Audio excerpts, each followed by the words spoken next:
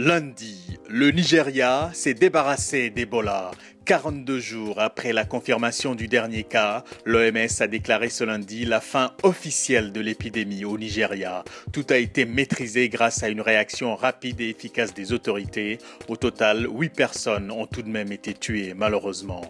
Avant le Nigeria, la fin de l'épidémie a été décrétée vendredi au Sénégal, où un seul cas avait été importé de Guinée, mais avait pu être soigné sans faire de victimes. Nigeria-Sénégal, 2 cas d'école pour les spécialistes cherchant à contenir l'épidémie qui sévit en Afrique de l'Ouest et dont le bilan est d'au moins 4500 morts ce lundi.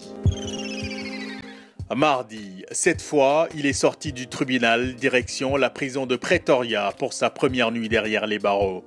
Oscar Pistorius a été condamné à 5 ans de prison ferme. Après 7 mois d'un procès très médiatique, le verdict est tombé ce mardi.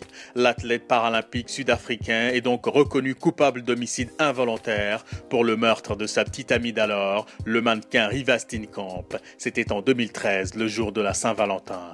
La juge a expliqué avoir pris en compte la gravité de la faute, mais également la personnalité et le handicap d'Oscar Pistorius.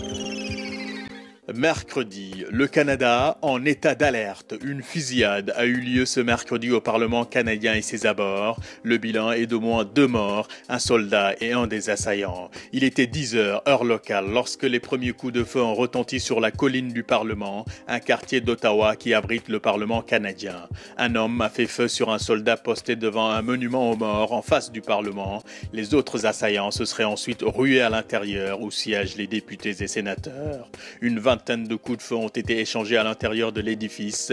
Le quartier du Parlement d'Ottawa a été totalement bouclé après la fusillade.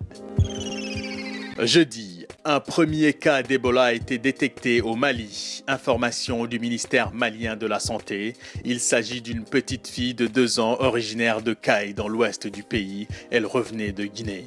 Sa famille l'a immédiatement amenée à l'hôpital après les premiers symptômes. Les analyses ont ensuite confirmé qu'elle était porteuse du virus Ebola, mais personnes ayant été en contact avec la petite fille ont été identifiées et prises en charge.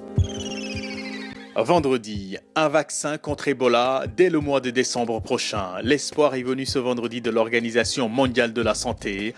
100 000 doses de vaccins contre le virus seront donc disponibles au plus tard d'ici la fin du premier semestre 2015. Des tests sont actuellement en cours aux États-Unis, en Grande-Bretagne et au Mali, alors que New York est frappé par un premier cas d'Ebola et que l'épidémie menaçait de déborder sur 2 nouveaux pays d'Afrique de l'Ouest, le Mali et la Côte d'Ivoire. 5 vaccins sont même en cours d'expérimentation. Des tests cliniques débuteront bientôt, a déclaré l'OMS, sans donner plus de précision.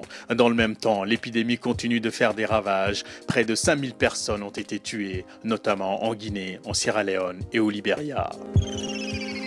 Le Monde, le Sénégal, Adieu News. L'info avance. Bon week-end et bonne semaine.